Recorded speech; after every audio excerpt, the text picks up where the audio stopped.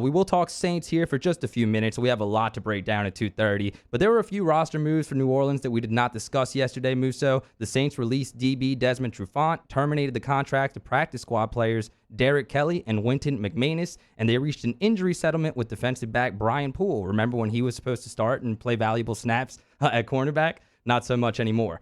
And there were a couple stats that I found really interesting. Shout out to J.R. Ella of Canal Street Chronicles for compiling these. We've talked a lot about Marshawn Lattimore potentially having the best season ever by a Saints cornerback through 5 games. Chill out. I know Tracy Porter existed. But what Marshawn Lattimore is doing right now is unbelievable. And this is, remember, Musso, 2 weeks after he had surgery on that bum finger. And right now he looks every bit worth of that 5-year, $97 million contract that the Saints invested in him. And he had 6 pass breakups on Sunday against the football team, man. I should have looked at the stat sheet and been like, that is a lot, because that's the second most passes defended ever in a single game in NFL history, behind only Lito Shepherd of the Eagles, who had 7 in 2006, and Dwayne Starks of the Ravens, who had 7 against the Saints, no less, back in '99. The last time any NFL player had 6 PBUs was back in 2017 when Kyle Fuller did it for the Bears. So this is tangible evidence that Marshawn Lattimore is killing it for the Saints right now. Yeah, so 2 things. On Desmond Trufant and Brian Poole, I assume that means Ken Crawley is going to be back next week or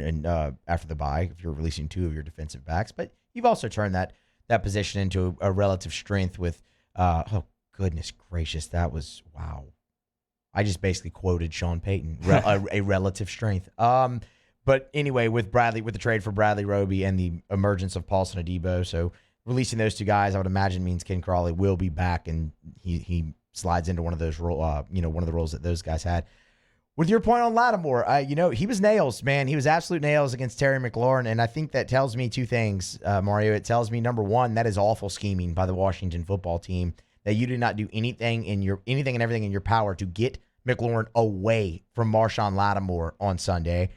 And it also says he is your only weapon on the outside, because nobody, I don't care if it's your top receiver on him or not, nobody throws at Marshawn Lattimore that often in a football game. Just over and over and over again like that. Yeah, and it's good he had that performance, because he left a couple plays out there against the Giants, and it's not like he played bad against New York, but just like 2 or 3 plays where he was not focused, especially the one against Barkley, where he just lets him go by him on a straight up the field route. He was peeking in the backfield. When you're getting paid what he's getting paid, those are the expectations that are set on you. You have to play to that level. And if you take away that performance against the Giants, he has been one of the best cornerbacks in the entire NFL. And it showed on the stat sheet, Musso, because the Saints right now are second in the NFL in interceptions with 9, tied with Buffalo and only behind the Dallas Cowboys. And I remember back in 2014, one of the worst Saints secondaries that we ever saw during the Drew Brees, Sean Payton era, but they were really beefed up after they went out and got Jarius Byrd to pair with Tracy Porter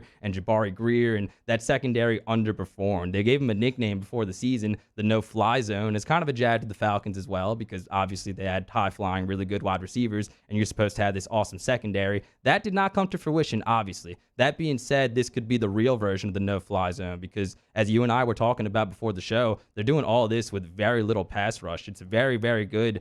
It's very, very encouraging what you're seeing from the secondary right now, from Marshawn Lattimore to Williams to even auxiliary guys like P.J. Williams. The Saints right now are playing excellent pass defense. They are. The Saints right now, I don't want to say excellent defense as a whole, but they're playing really good defense as a whole. I mean, the defense is a major part of the reason that they're 3-2. So, I mean, look, it's how they've been winning games the past 3-4 years. It's how they're going to continue to win games. And it goes back to what we said after week 1. It's why I was so excited about what you saw from Jameis Winston that week. Maybe you didn't see the offense completely opened up, but you still haven't. But you're getting healthier. You've still been playing good defense. That's still been the cornerstone of how you're winning. Once they do open it up with Jameis Winston, I think this Saints team can make a lot of noise. Yep, just got to get Will Lutz back. That is key, too. This Saints team feels like, and we'll know when we get to the end of the season, but when it comes time for the playoffs, there's always the question of, man, who's the one team you don't want to see? It feels like the Saints are going to be the answer this year. Yeah, this team could definitely go to Dallas and win, or go to Arizona and win, or win on the road against any of these teams that are hot right now, but, don't have the coaching that the Saints have, and probably don't have the pass defense that the Saints have. They're going to peak late. Like, that's what this Saints team feels like. It feels like they're going to, and the schedule kind of checks out with that, but it just feels like they're going to hit their peak late, which maybe, honestly, Mario, the last few years, the Saints have hit their peak early, Yes, or at least mid-season. yeah, they usually start slow anyway, and you should be 4-1. So it has to be really encouraging as you're going into the bye week and you're going to get all these key players back. The last stat on the Saints before we go to break is that the Saints right now are first in the NFL in goal to go percentage with 44.4%. What that means is when a team has first and goal, this represents how many times that team is scoring a touchdown versus kicking a field goal. So whenever teams get inside the 10-yard line, goal-to-goal situations against the Saints, they're kicking field goals more than they're kicking touchdowns right now. And the Saints are the best defense in goal-to-go situations. That's going to help you win a lot of games. And a lot of credit there, I think, also has to go to the special teams for flipping the field on the other side. And Blake Gillikin, who killed it last year. But again, the Saints, when it's goal to go, opponents are only scoring 44.4% of the time, and that's going to win you a lot of games. It will. It will win you a lot of games. And, I mean, to your point, look, what you said about Gillikin, he was, I mean, got a game ball. He was phenomenal.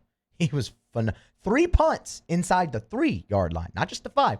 3 punts inside the 3-yard line. Yeah, that was the best performance I've ever broadcasted from a punter. And I broadcasted several games from Thomas Morstead, and that is saying a lot.